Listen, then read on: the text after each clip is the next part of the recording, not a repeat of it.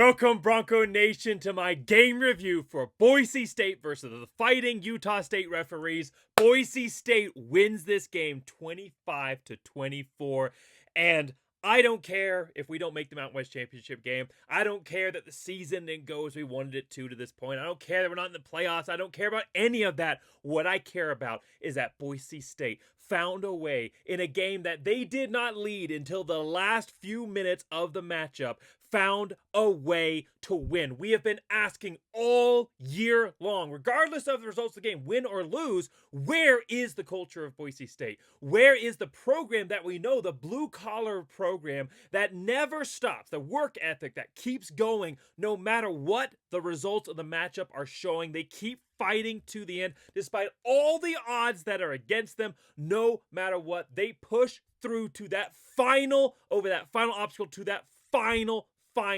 momentous win at the end or result of the matchup.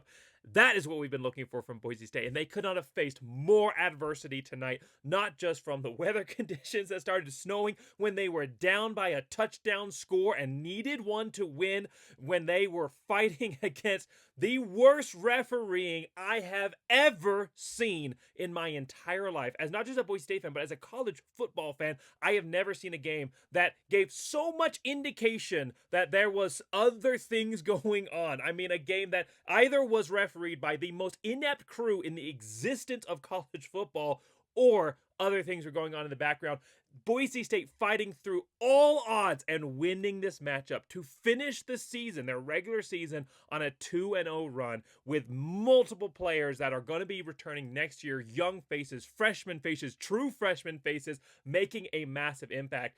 I don't care that we're sitting at a program that's 8-4 right now, and yes, we wanted them to be better because the future of Boise State right now is incredibly bright because Boise State is back. And I don't mean that Boise State's back in the same way that we usually use that term. I mean that Boise State's back in the limelight, like I said last year when Boise State was back as a top 25 type team and playing the CFB.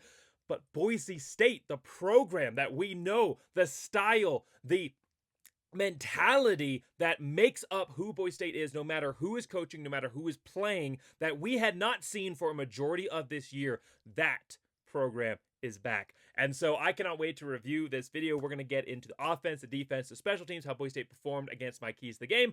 We're going to be fair and balanced. We're going to look at all the multiple positives. We're going to look at negatives as well, and how Boise State needs to continue to improve and change as they get ready for a 2026 year. That will be one of the most important in the program as they look to establish themselves in the new Pac-12. They have dominated the Mountain West. They dominated the WAC. Can they, again, establish themselves as the premier program, not just in their conference, but in the group of 6? That is all on the line next year. And so there are things that Boise State needs to continue to improve as they build towards that. So we will address those. And then we'll look, again, like I said, at how Boise State performed against my overall keys to the game. Before I get any further, before I even do the sponsorship read, I want to make sure that I do the score prediction shout out, because I've been really bad. Last 2-3 videos, just forgotten it altogether. And we may not have another video coming out for a long time here until the bowl games get announced. So maybe 2-3 weeks before we have another video come out previewing that matchup, unless Boise State finds their way in the Mountain West Championship game. So fingers crossed for that. But either way, I want to make sure I get this out because I have forgotten it so many videos. The score prediction winner for the raffle to enter into win this Ashton Genty jersey was none other than Bill Dunkel-H9E. Now, he actually predicted a score that at least 3 other people predicted, 27-21. However, when multiple people predict the score that is not the exact right score. If multiple people predict the exact right score, multiple people will win. But when multiple people predict the exact score that is not the exact right score, then it's whoever commented first. And so this is like the 3rd time it's happened. So like I say, in all my videos, make sure you have that notification turned on and you comment early as possible, because it could end up with something like this. But congratulations, Bill, on winning that 27-21. Very, very close to the final score. And then, of course, welcome into Horseshoe Spirit Studios. Thank you so much for joining me. It's been awesome having Horseshoe Spirits along for the ride so far this season, because they're the perfect liquor when your team loses to have something to kind of pick your spirits back up. And they're also the perfect liquor when your team wins and you want to celebrate the right way and know that you're celebrating with something that is also contributing to the future of Boise State, something that contributes to the NIL program and helps keep great athletes at Boise State. there is no better liquor to do it with than Horseshoe Spirit. So make sure you grab yourself a bottle anywhere in the southwest of Idaho, any of the alcohol stores, or the liquor stores in south of Idaho. You should be able to buy it. If they don't have it, make sure you ask for it by name. If you live outside of Idaho and are unable to just walk down to your local liquor store and buy it, then you actually go online. They have a website in the link to this in the description of this video. If you buy 6 or more bottles, then the shipping is free. If you buy the 3 to 6 range, then it's 50% off. Now, obviously, make sure legal where applicable in states, and make sure you're 21 or older, and please drink responsibly. But the perfect liquor for any Boise State fan, especially Christmas is right around the corner, folks. The Boise State fan in your life that you want to get them something special that as they look forward to a fantastic 2026 season, this is the liquor for you. Bourbon, vodka, compound gin, rum, everything's there. Make sure you check it out. All right, let's get into reviewing this game. Boise State winning 25-24 in a game that felt at times like there was no way Boise State could win. Not because of Boise State, but at times like there was no way that the powers that be were going to let Boise State win, and they won despite that. Before we get into the video, I do want to address a little bit of the crimes against Bluemanity, as I'm calling it. The referees in this game, I make highlight videos for all of the matchups, win or lose, even when there's not a lot of highlights, like San Diego State. Even when the highlight video is only like 2 minutes long, I still make highlights, win or lose, for Boise State. And there'll be a long highlight reel of all the great Boise State plays in this one. But I'm going to make a second highlight reel of all of the absolutely atrociously missed calls, because there needs to be accountability for this. This was either, like I said, the Mountain West doing something, or just putting in place the worst referee crew that I've ever seen in my life. Let's just list off a few of the top ones off the bat here. 2 blatant, could define targeting with them, could use them as training tape. 2 blatant missed targeting calls against Utah State. So should have been called against Utah State, but 2 blatant missed targeting calls from Utah State against the Boise State. One was against Cutforth and one was against Caples. The one against Caples was super egregious. The one against Cutforth should have been reviewed at the very least. He was sliding and the defender came down. Usually there's not a lot of wiggle room there, and they definitely hit the head neck area. Both of those, no replay, nothing. Not even a buzz down from the replay room. Egregious. When you move over to the defensive side, Boise State got called for the most ticky-tack defensive PI. Was absolute not defensive PI. The wide receiver ran into the defender, who was simply standing there, and then hand fought with him to try and stop him from getting the ball. They both have a right to the ball. Not Caples. Irby picks it off and runs it all the way down for a touchdown, gets called back for a defensive pass interference. And this was right after a clear and obvious, right in front of the referee, offensive, should have been PI, push down on the defender. I believe it was Sherrod Smith, just pushed him to the ground, hands on the back, and not called by the referee. And there were others, but just right off the top. If you're grading, we're going to grade offense, defense, special teams. If you're grading referee performance in this, it's not just an F, it's an F capital with the next letters being IR. Fireable performance by this referee crew. They should never touch another collegiate game in their entire careers. This was absolutely atrocious, and I cannot wait to be out of this conference with the worst referees. I don't know what the Pac-12 Mountain West situation is, Pac-12 conference referee situation is. Hopefully they're not sharing refs with the Mountain West and Big 12 like they have been, but my goodness, I cannot wait to be out of this conference that has held Boise State back in so many ways and tried to do it once more again tonight. Now, it doesn't go against anything I've said about Pac-12 versus Mountain West, what the general cost benefits would have been of just doing a reverse merger in the first place. But right now, with the situation as it is, and not want to be left behind in this terrible conference of what is going to be, I cannot wait to get out and move on to bigger and brighter things behind a Boise State team that has a lot to look forward to, and that comes down now to this Boise State offense. Boise State's offense in this game putting up over 500 yards, 512 yards. Total in the game, 341 yards passing, 171 yards rushing, which included in the second half, despite the elements, almost another 200 yards passing in that as well. And all of that coming from Max Cutforth. What an incredible story Max has been. 26 of 49 for 341 yards and 2 touchdowns. And honestly, should have been a lot more than that. 2 definitely, but 3 egregious, just absolutely egregious drop passes. One of which would have been a conversion for a first down to maybe give Boise an opportunity to go score a touchdown on a fourth down. Another one would have given him at least another 20 yards passing, and then a bad drop by Bates, which would have been about another 10, 15 yards. So all of that together, just egregious drop passes, which we'll talk about when we get to wide receivers, tight ends here in a moment. But overall for Max, an incredible job stepping up. He had some, true freshman, not freshman, but he had some walk-on quarterback type, inexperienced quarterback mistakes. And it was still clear that obviously he is still working to develop himself at this level. He had some opportunities where he didn't throw the ball in the best spots. Down in the red zone, second drive, I think it was. Down the red zone, second drive, couple of bad overthrows, missed a wide open Bates. That would have probably been a touchdown if he could have put it on him on 3rd and goal. Later on in the game, Boise State goes for it on 4th down. Very questionable decision to go for it on 4th down early in the second half.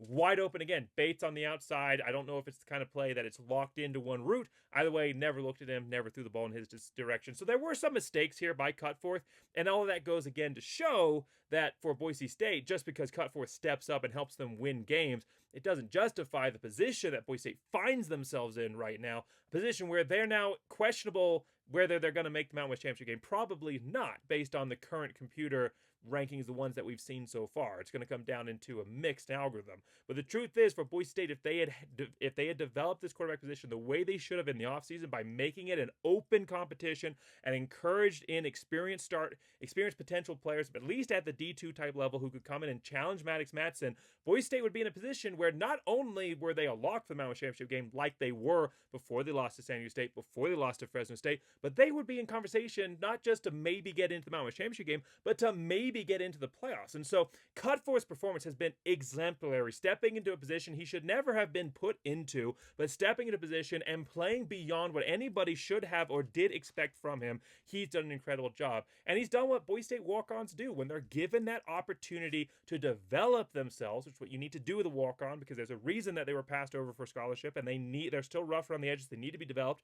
When they're given that opportunity to develop, then they shine, because Boise State is a great developmental program. However, the problem with all of that is that you end up losing 2 massive key games to get to that development. So now Cutforth is doing great things. He's having a Jalen Henderson-esque back end of the season. He wins versus Colorado State and Utah State, and we'll see what happens in Mountain West Championship, or at least a bowl game. However, to get to that point, Boise State had to lose 2 key crucial games. And so I don't want all that to get lost in the positivity. This is a positive video, and I'm so excited by what we saw out of Boise State and the potential for 2026 and the momentum that this team now has. And I am incredibly proud of the performance and effort that Cutforth did.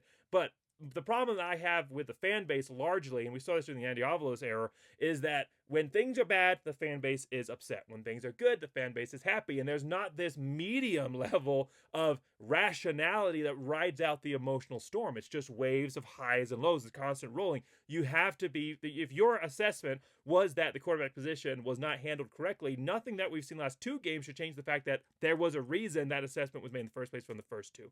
And so for Boise State right now, I want us to make sure that we are excited about what we've seen from this program, the potential, and I don't want us to miss at all the incredible performance from Cutforth, stepping up, and he's going to go down in the annals of Boise State history for what he's been able to do here on the back end, and justifiably so. He should be remembered. The local kid, what he's done, it's amazing, it's historic. He should be praised and remembered for that. However, again, at the end of the day, there are deeper issues within this program that if we allow those to slip just because Cutforth found a way to succeed despite what he was put circumstantially into, we'll either make those same mistakes again in the future, or Boise State will not find a way to put themselves in the right position for 2026, and will find themselves with all the same issues that we've had this year to try and get to a good end of the season like we have right now. So let's get back into just the general game, though. Max Cutforth, 26 of 49, 341 yards, 2 touchdowns. Incredible performance from him overall. Made some absolutely beautiful throws like he has done the last couple of games, and including a couple amazing passes on 3rd and long to the sideline, finding Chase Penry, finding a wide open Quentin Brown for a 66-yard touchdown. Amazing highlight reel type plays that I cannot wait to rewatch again and put into the highlight reel. He played incredible, and it was a lot of reasons because of wide receivers stepping up, faces that hadn't been necessarily the main focal point. Talking about Quentin Brown, a true freshman. Remember the name of Quentin Brown. Q got next, because he is going to be that wide receiver for Boise State that I think he makes a huge splash in 2026. I think there's a lot of guys that are going to step up and have have a huge role. Wagner is one of those, going to be replacing Louder at that key number one tight end spot. 4 receptions this game for 64 yards and a touchdown, including back-to-back catches that were Ashton Genty-esque, where he broke a tackle on a key third and two opportunity, breaks a tackle, runs it down for 26 yards, and then gets the ball right back at him on a tight end screen, breaks a tackle right after the catch, rumbles down to the end zone, runs over a defender, and rolls in for the touchdown, his first touchdown of his career. That is another name that you're going to want to remember, but I think that Quentin Brown is going to be part of that. The speed that Quentin Brown has is absolutely amazing, and he plays tough as nails. We've seen the incredible catches that he has had so far this season. Obviously, the touchdown in the back of the end zone comes to mind where he bloodied his nose afterwards.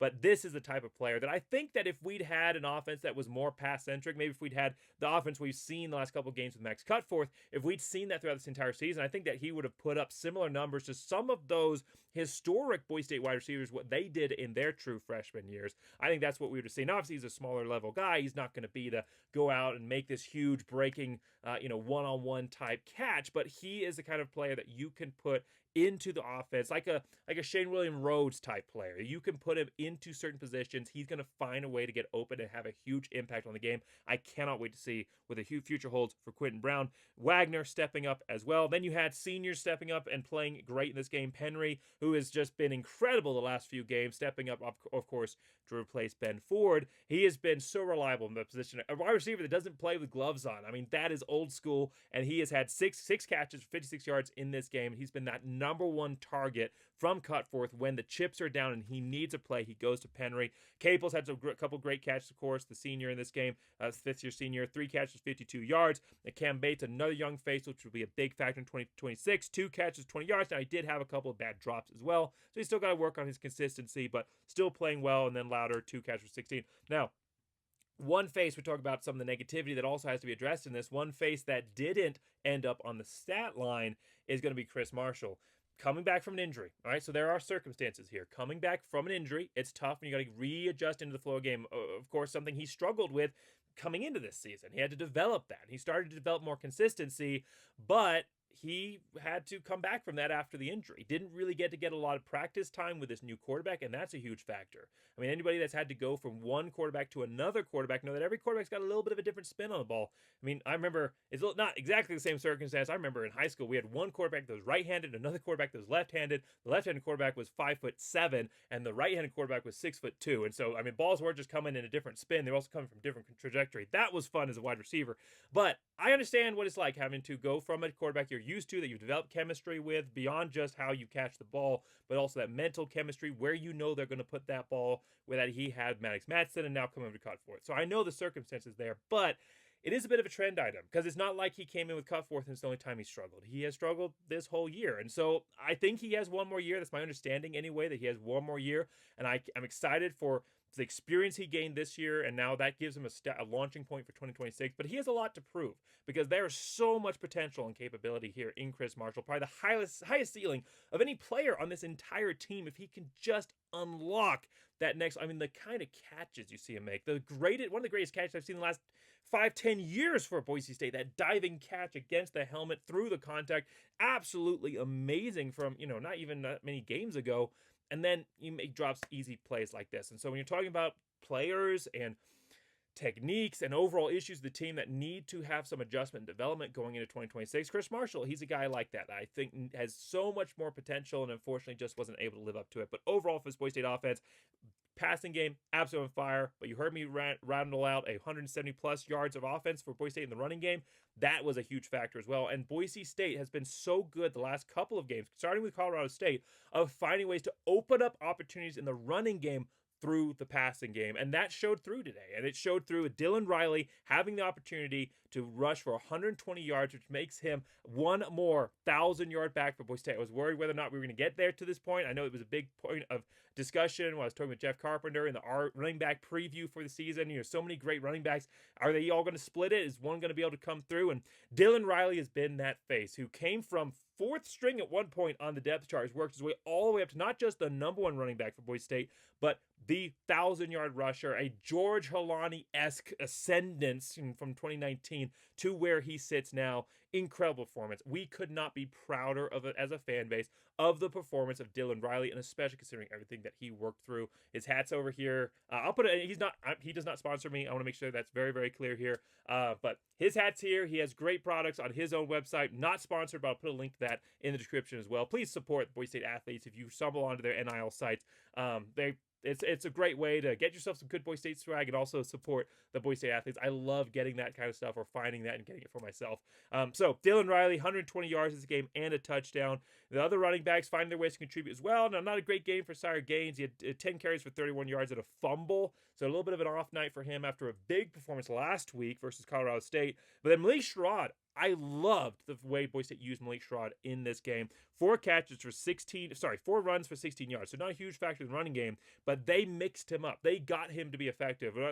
That's 4 rushes for 16 yards. They included a good 10-yard plus scamper. And he had 6 catches for 56 yards. This is the way to use Malik Sherrod. He's not a running back that you're just going to hand the ball off to every single drive like you could with Dylan Riley or on short yards like you would with Sire Gaines, but he is a threat. He's a playmaker. He's a weapon. He is the kind of guy that you can put in key situations, find a way to get him a little bit open. All he needs is a little bit of space. He's not the kind of running back that's going to run through a ton of contact. He's very, very small, not going to run through a ton of contact, and he needs a little bit of a lane. But if you can scheme him into just having a little bit of space, he has so much speed, which is obviously why he's one of our punt returners and kick returners, but he has so much speed, and that was on full display today. Really liked how they worked him into the scheme. And so we'll just run through a couple of drives here for Boise State's offense, kind of looking at how Boise State performed. They did an incredible job overall. Starting off, it took them a while to get running, but there were some good flashes in those moments. Drive number 1, yes, Boise State ended up having to punt on that because of a drop pass by Chris Marshall, but this was one of the great throws. And I saw that. I said, okay, Cuffhorse living up to the moment. This is going to be a great game. He's going to have at least 200 plus yards passing. Ended up with 300. So he exceeded even my expectations or 300 plus, exceeded even my own expectations for what he was going to do tonight. And it all started on drive number 1 on 3rd and 17 after a drop by Bates that put them in that situation. After the 3rd and 17, a perfect throw to sideline reminded me very much of the similar play. I think it was 3rd and 4, might have been 3rd and 17. It's like 3rd and 14, 3rd and 15 last week versus Colorado State. Runs outside, puts a bullet to Chase Penry on the sideline, just like that throw that we saw last week. Perfect pass where only his guy can make it, makes the toe drag, and is a completion and continues the drive until a drop pass by Marshall. And Boise State's next drive ends up with a field goal because of finding a way to get the ball back from Utah State, which we'll talk about a little bit here on defense. We get to that moment. But Boise State finds itself with a field goal. Now there's promising things on the first drive. There was some issues of concern on this second drive for Boise State, and it was something that ended up hindering them throughout the entire game.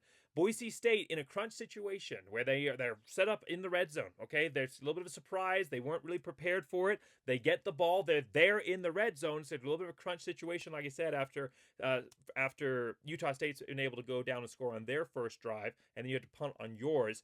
Boise State goes back to some bad habits here. Three straight runs, basically right up the middle, ends up on 4th and 1, has to then go again to the run, it manages to convert. But Boise State in this game would have an incredible explosive play, would have a drive with a great mix of pass and throw, great balance, shifts around to give some window dressing distractions, what we've seen traditionally out of Boise State, getting those wide receivers going on the sweeps and handing the ball off to them. Boise State would have all of that mixed in. So it wasn't just like the Boise State offenses we've seen coming into the Colorado State game that have been absolutely abysmal when it came to creativity, mixing up their play calling.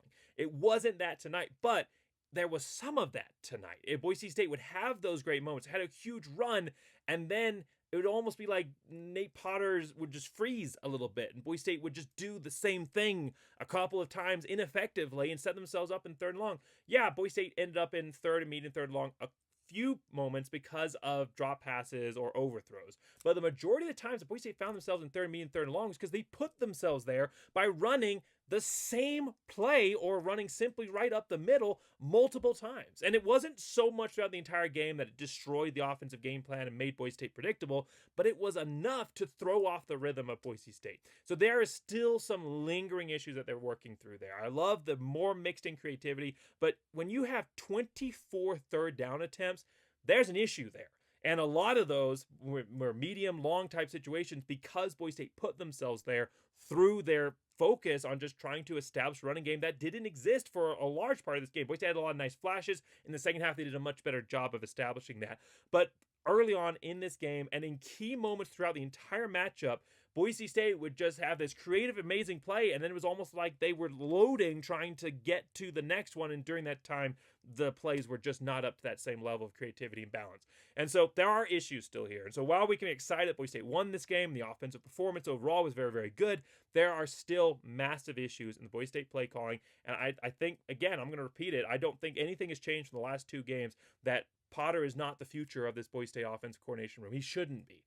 Because either there's somebody else involved helping out with the play calling to get Boise State to be more balanced and creative, or Potter made an intentional decision to run what we saw all the way up into this matchup, into the Colorado State matchup, chose to run that style of offense, obstinately refusing to change, refusing to adjust, and put Boise State here. And in either case, both of those are reasons for Boise State needing to go with somebody else. And then especially when you see a Boise State offense that clearly hasn't yet found its ability to be consistently explosive and creative. It was always a gamble what Boise State was going to end up doing, whether they were going to stick to what was working, that creative balance, mixed passing play, and you can run the ball straight up the middle, that's fine, but give them something else to look at. Put a shift in and then run up the middle. Whether Boise State was going to do that or whether they were going to revert to those bad habits that we've seen this entire season, there are still massive issues that give me cause for concern for 2026 that need to be addressed over the offseason, either by allowing other play callers on this staff to have a bigger, more visible, actually identified presence in this offense,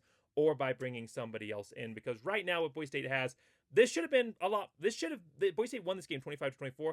Honestly, they should have won this game by more. There should have been less of a chance of defeat by the referees in this game because Boise State ended up shooting themselves in the foot over and over again, like we have seen throughout this entire season, by ineffective play calling. And so Boise State overall in this matchup, very, very strong offense. First couple of drives, like I said, not really up to the snuff, but then Boise State was able to get a great touchdown from Wagner's performance. A little later on, what I really like seeing on Boise State on their last couple of drives, drive number 6, drive number 7, was really pushing the ball down the field in crunch time situations. Not something we've seen on Boise State coming up until last week. Again, if you were to separate what the Colorado State game, before happened and then afterwards, people would think it was a completely different season, because that's how Boise State is performing mentally. Just how they are actually approaching these games completely different, and it all shows in the decision to be aggressive when you have less than 2 minutes. Actually doing 2-minute drills, something that Boise State teams were getting booed off the field for earlier in this season,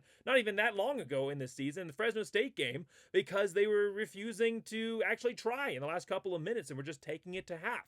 And Boise State actually tried. They had 1:43 left. They drove 60 yards down the field. Now, it didn't end in a touchdown, but it did drive all the time off the clock and ended in a score. That is what you want to see. That is what Boise State is. When I say that this program is back, there's still things that need to be worked on. There are still issues in program. We can get excited about a great win, but at the end of the day, there are still things that need to be worked on, and that's one of them for Boise State, is being more consistent and aggressive, and that playing to win and not just to lose. But for Boise State, they started to show that last week versus Colorado State and in this game, and that mentality right there to keep going, keep pressing. They could have said, okay, we're down by a couple of scores, let's just take this to half. They didn't.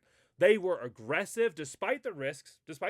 I mean, the Boise State could have given the ball over, turnover, or they could have ended up being unsuccessful, and Utah State still had quite a few timeouts. They could have got the ball back, come down and had an opportunity to score, and Utah State had just scored pretty quickly. Those were all right there on the table, but Boise State decided they were going to be aggressive. They weren't going to be conservative. They were going to play to win. They were going to take the fight to Utah State, and they drove down 60 yards. The first time we've seen that level of effective, we had a pretty good one last week versus Colorado State, but really, besides last week versus Colorado State, the first time we've seen that effective, aggressive level of play calling in that crunch time, and Cutforth handled the game beautifully again, because he is really, really stepping up in a huge way, and he had some great throws. A really good throw to Penry out of bounds for about 10 yards. He avoided a key sack to allow Boise State to stay alive and keep themselves in manageable field goal range, and then gave the opportunity for Boomer to then make that kick. So for Boise State's first half performance was really, really strong. Second half, obviously, that's where Boise State ended up winning this game. They did not lead until the last few minutes of this matchup,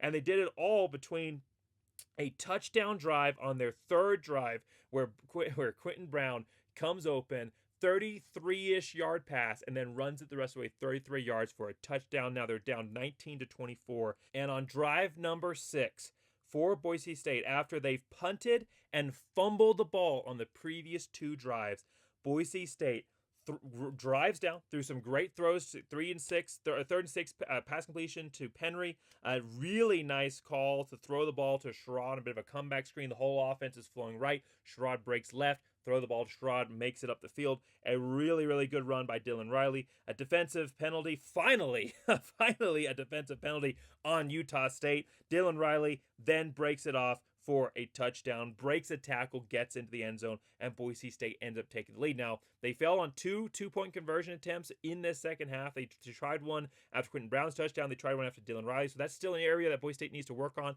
The short yardage type situation in those key moments, they struggled. They didn't convert a very important 4th down attempt that they needed to on drive number 7. Did not end up hurting them, but it could have. And Boise State did have some issues in those short yardage type plays, like I said, those 2-point conversions. However, for Boise State, the ability to drive down in adversity when it felt like they got the ball back with less than 6 minutes on the clock, and they drove down and scored a touchdown to take the lead. I couldn't believe it. I absolutely couldn't believe what this team had fought through. When you talk about a program that is trying to build back their culture for 2026, a culture that struggled this year, had a lot of issues, had players that had to be kicked off of the program. When you talk about a team that struggled so much to be disciplined, struggled to do the little things right when it came to either making the catches or when it came to special teams, a program that struggled throughout the entire year, when you talk about needing to build that program up and the momentum and energy that you can achieve to set yourselves up for a great year in 2026, this game could not have been more opportune. This is exactly what Boise State needed to see, and exactly what Boise State needed to do to overcome that much adversity is going to give this team a 2023 type of aura when they're coming into 2026. And I could not be more proud of this program. The offense, the way that it handled itself, the way the players stepped up in key positions, the way that Cutforth has handled itself to come through and win this game offensively. Now, it wasn't just all offense for Boise State. We'll talk about here in the defense, but when we're grading this offensive performance overall,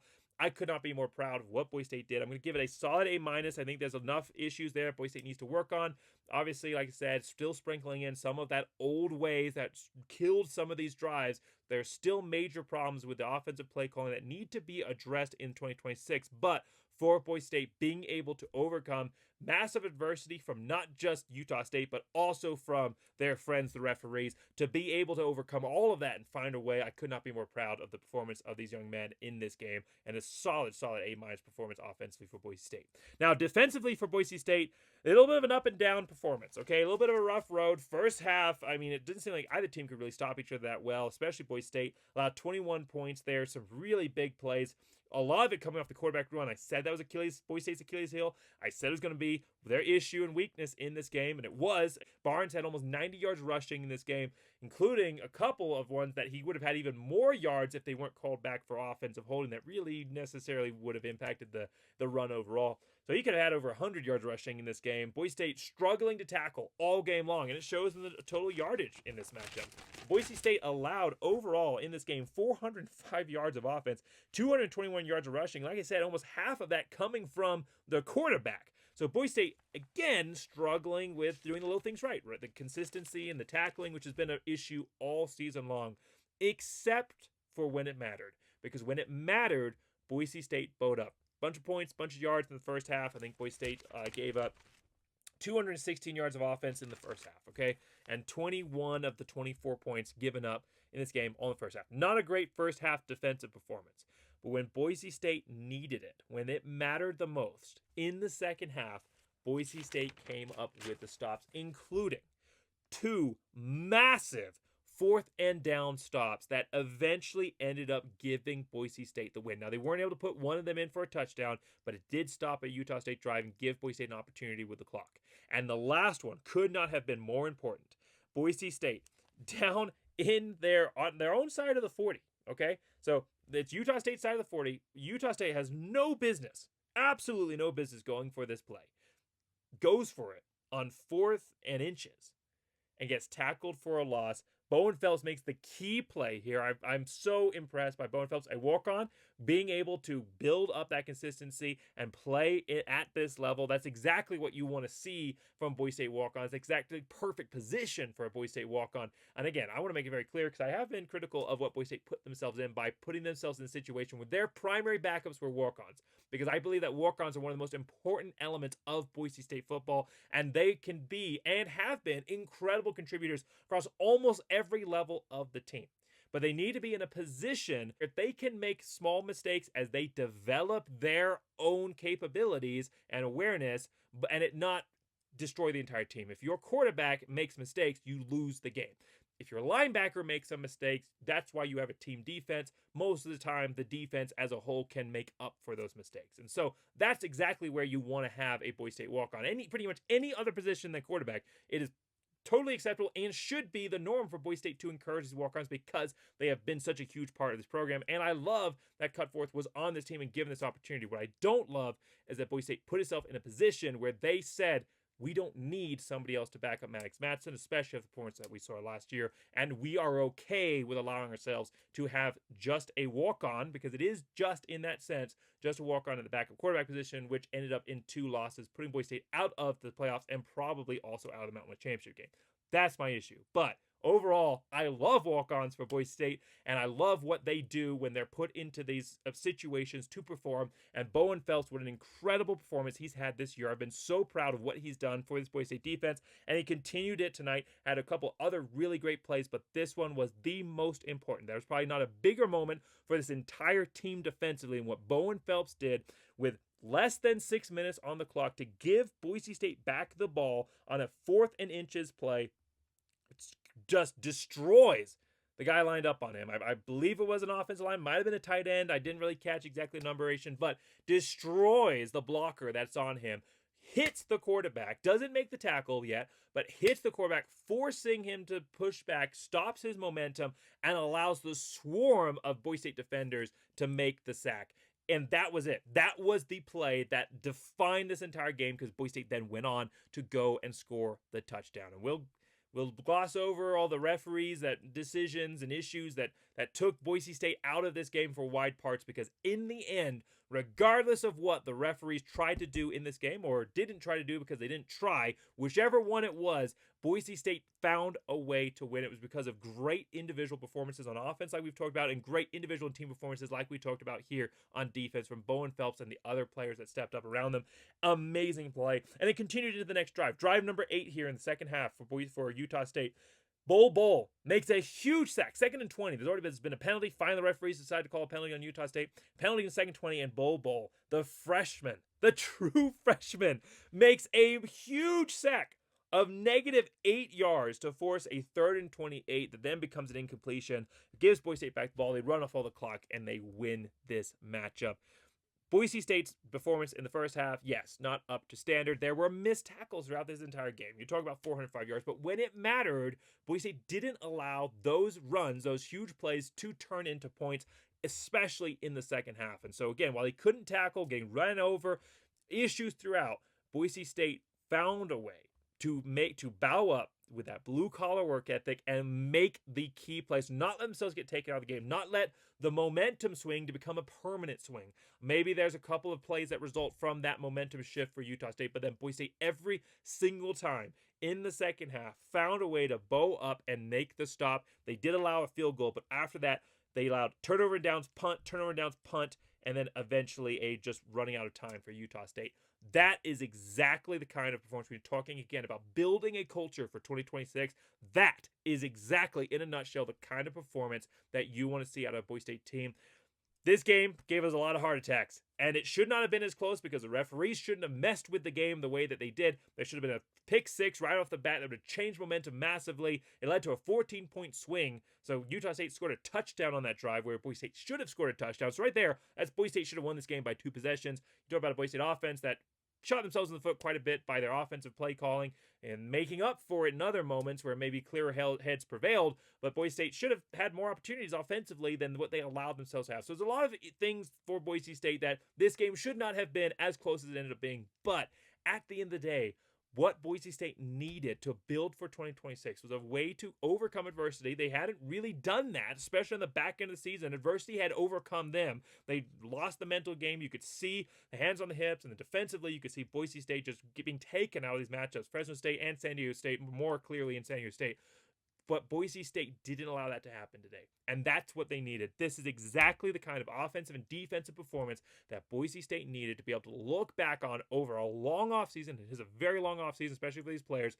A long offseason of workouts and performance, knowing that they have a team that they can look at the guy next to them and say, you are going to put your all in to come up with a win. There could not have been a better scripted game for what Boise State needed in this offseason to look back on than what we saw tonight. And again, it doesn't matter whether they end up Mountain West Championship or not, because the magnitude of this game, not what it meant based on what you would be playing for if you won, but the magnitude of this game on its own, when you talk about continuing to capture the momentum and energy from Colorado State, that all came forth in this game, and Boise State is able to look back now at the Colorado State game saying we turned a corner and not say that that matchup was a fluke, and it all comes because of huge defensive blow-up performances in the second half and a Boise State offense that, when it mattered, came down with the big plays. This was a great performance overall for Boise State offense and their defense. So I'm going to give the defense a solid A here as well in the second. So A- for the offense overall. Defense, considering how important they were to this win in the second half, solid A overall. Special teams, talk about huge positives. Not a lot of positives in special teams. This special teams unit has struggled all season long. They've had some good moments. They've gotten a little bit better, but now we saw a lot of regression. We saw a Boise State kicking game that was struggling to the point that Boise State didn't want to go for a kick on one of their very last drives, their very last drive of the game, when it would have made it a field goal game. Probably was the right decision to go for it, and they didn't. And so Boise State, you got to look and say, okay, there's distrust possibly at the kicking level, or it's a bad coaching call. Either way, they didn't end up paying for it because they won the game, but that was a bad decision to go for it in that 4th and 3 type situation versus simply kicking the field goal. If you kick the field goal, it's a higher probability chance, and at the end of the day, they'll get the ball back if you miss exactly about where you're giving the ball back to them by going for it, and you still trickle time off the clock with the kick. And so Boise State should have kicked that field goal, and they didn't, and it points to concerns with Boise State kicking game. A 2 for 3, missed a 40-plus yard field goal, showing that Boise State still struggles when it matters to make these field goals, especially in those long ones. And that's not a good sign for a Boise State program that has struggled all year in their special teams. On the punting side, the average overall is fine, 44.5. Boise State had a couple opportunities where the punt itself could have been better. And Boise State had a chance to down the ball at the 1-yard line. And I think maybe if Dylan Riley doesn't touch the the punt, it maybe goes out of bounds at about the 1 or 2. But he tries on the coverage team, he tries to get down there and catch the punt down at the 1, and it bangs off of him and ends up going into the end zone. So that punt would have ended up being better if it wasn't interference by the punting unit. And then there was just another punt that was just a bad punt. It's just a bad punt. It's after Boise State has stopped Utah State, turnover on downs. They drive. They're at about the 40-yard line, 40, 50-yard line. It's 4th down. They have to punt the ball, and it's just a nailer out the back of the end zone.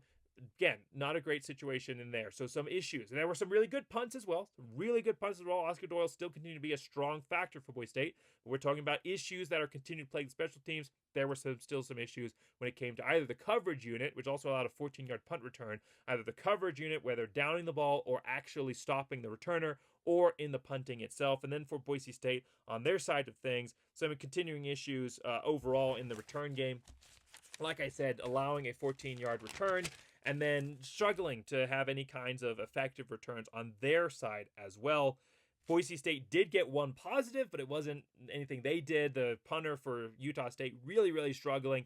Kicked a punt that landed about the 45 and then trickled all the way back to the 55 backwards. So Boise State really ended up benefiting from a couple of mistakes by the Utah State punter, but it was really not anything that the Boise State special teams caused. So when you're looking at positives versus negatives, there's quite a few negatives in the special teams. It's a Stacey Collins position is certainly going to be looked at. I'm not saying whether or not necessarily that's a definite needs to fire at this point, like we are looking at with Potter, but the special teams has not been to Boise State standard. It has to be an area that has to be addressed in the offseason. There's a lot of issues that Boise State needs to address.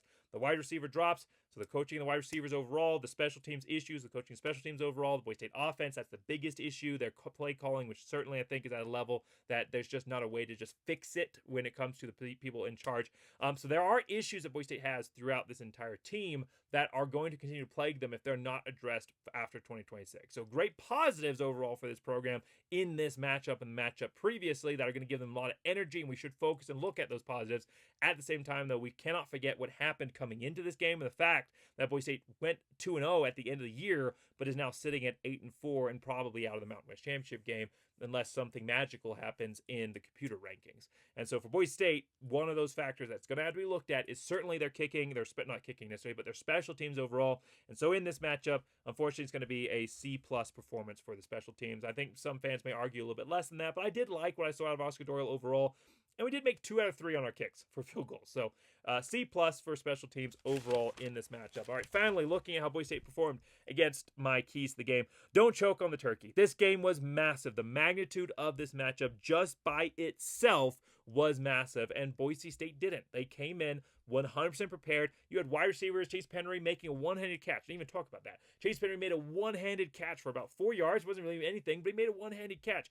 Sherrod Smith, and Steege, before Steege was thrown out for a targeting call that I think was suspect. But before Steege was thrown out, Steege and Smith in back-to-back plays had the 2 biggest hits I've seen this entire season. Absolutely demolishing the Wildcat running back. Steege just blows him up, forces a fumble that's recovered by Utah State. And then on a quick swing pass, Smith comes down and just blows up the wide receiver, forcing an incomplete. I mean, they were J.L. Skinner-esque hits, which I know is high praise, but they were absolutely amazing. So Boise State came in prepared. They came in focused. This matchup could not have been more important to the future of this program, and they didn't choke. They didn't allow all of the negativity of what this performance was, all of the issues that plagued Boise State in this performance, from either external, from the referees, from internal, from mistakes, from fumbles, or from just simply good performances by Utah State. They had some really good plays as well. Utah State played really well. I'm not saying that they were close only because of the referees. However, the game was certainly closer than it should have been because of the referees. So a little bit of a duality of man there as far as the referees go. However, Utah State played really well. So that was the challenge of Utah State, who I said would play better than a 6-5 program, and they did. And I said that Boise State would have adversity on that end that they'd have to stop and face, and Boise State didn't allow any of that to phase them and came through with a huge, I think, program-defining win. When you look back at fulcrum points, turning points that end up shifting the program in the right direction, this was one of those games, and so A+ overall on that. Don't get distracted by the sides. Boise State, really, before they kicked off the second half, the San Diego State game ended up ending not in the results that they wanted it to. It ended up going into overtime, so it was really like fourth quarter that Boise State found out that, or I mean, if they found out that San Diego State had lost that game, and now they weren't playing for a guaranteed shot in the Mountain West Championship game. But that's when Boise State won this game, was late in the fourth quarter when the results of this matchup were already not as important as they had been coming on. And that for Boise State teams in the past, that has impacted their performance. I think Keeley have some big matchups early in the late in the Brian Harston tenure that really seemed to be impacted by external results, especially coming from the American Athletic Conference. But that didn't happen tonight. Boise State turned themselves right around in the second half when results externally weren't going the way that they should have been for Boise State to have that motivation, that factor, or wanted to end up going. So Boise State ended up being more focused, playing better, and being more determined after the results of the game didn't end up, the results of other games didn't end up being what they needed them to be. And it was the exact opposite of what you might expect in those circumstances. And again, that points to that mentality of Boise State returning to what has made Boise State great in the past, is that mentality that no matter what our score is in this game, no matter what the record is so far, no matter what's happening around us, we control what we control, and we are going to go out and play to the very final whistle, and the game is never over until it blows dead. Even when you're down by 30 points versus UVA, or 20 points versus Baylor, you're still fighting to the very end, and that is what's defined Boise State in the past. It's not necessarily what's defined them this year, but it has now, the last couple of games, and especially tonight. And so for don't choke on the sides, don't get distracted by the sides, A+ performance overall for Boise State in that. And then don't play safe, go for dessert. I was just trying to wrap it into the Thanksgiving theme, but the overall thematic of that was, don't play it safe. Don't be conservative. Don't play not to lose. Be aggressive in this matchup. And now, again, Boise State had a couple issues of bad habits popping up. So it's not going to be an A+, but it is certainly overall a great A- because Boise State was aggressive, maybe even more aggressive than they should have been. There is a balance there. There's a spectrum. We're right there in that middle is a little bit of where you want to end up. But for Boise State in this game, they were certainly aggressive. They played with everything. They gave every single last ounce that they had on this field tonight, and that is why Boise State walks away with this win. So I'm actually going to make this an A overall, a solid A, nearing A+ range for Boise State in this key. So where does Boise State go from here? Boise State ending up in the Mountain West Championship game. We don't know for sure. I'm not going to say either way if it's definitely going to happen or definitely not going to happen. It's not leaning in the way of likely to happen, but Boise State could end up there. And I would love for them to end up there, and it'd be a great way for them to end their time in the Mountain West with that getting to and winning, hopefully, a Mountain West Championship game before going on to 2026. But at the end of the day, that doesn't really matter right now for the mentality of where this team is at. What they needed to do was win this game. This game justifies the performance that we saw versus Colorado State. It shows a shift in mentality and approach of the program overall and the coaching staff. Even though there are still issues there that need to be addressed, a general shift in the mentality of this coaching staff and provides this program huge momentum. Regardless of what happens in the bowl game, because bowl games are always weird. Regardless of what happens in the bowl game, provides Boise State huge momentum coming into 2026. And while I was already a little more excited about the future of the program after Colorado State, I could not be more excited right now about the potential future of Boise State in 2026 because of how they finish this season. It doesn't matter how you start. It doesn't matter what happens in the middle. What matters is how you finish, regardless of what's going on around you. If there was ever a reason for a team to quit on a season, this team had it, and they didn't. And for me, going forward and believing in the future of this program, that rests on the evidence that I'm seeing in this program right now, what we saw versus Utah State. So hopefully a good bowl game's on the horizon. I've seen projections of maybe playing JMU, which I think would be incredible.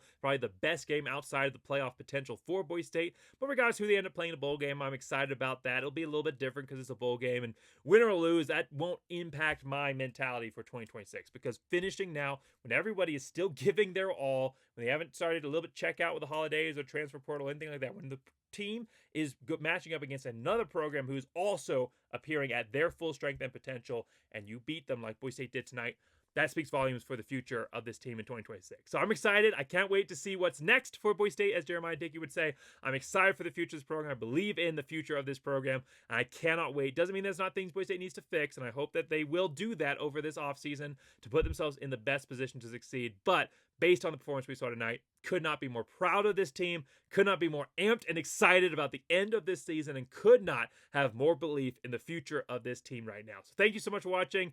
Been a great season to preview and review, even if every result wasn't what we wanted. It's been a fun one, as it always is, no matter what. But it's definitely been a tough one to analyze because there's been so many ups and downs. But it's been exciting. And I thank you so much, everybody, for sticking around to the end, not just this video, but to the end of the season with me here and giving me this opportunity to get a chance to use my platform to talk about my childhood favorite program with all of you. Thank you so much for contributing the comments below in this video and all the other ones. And I'm excited for an off season. There will be more content. There will be a preview of the bowl game and maybe Mountain West Championship game if we're in it. There'll be previews and reviews of any games Boise State has left, and then signing classes and previewing the season, reviewing. There's going to be so much more content over the offseason. So please make sure you like, subscribe if you never have before. Thanks so much for sticking with me all the way to the end of this video and to this season. Can't wait, and I'm so excited for the future of this team. Please make sure you like, subscribe, and as always, go Big Blue!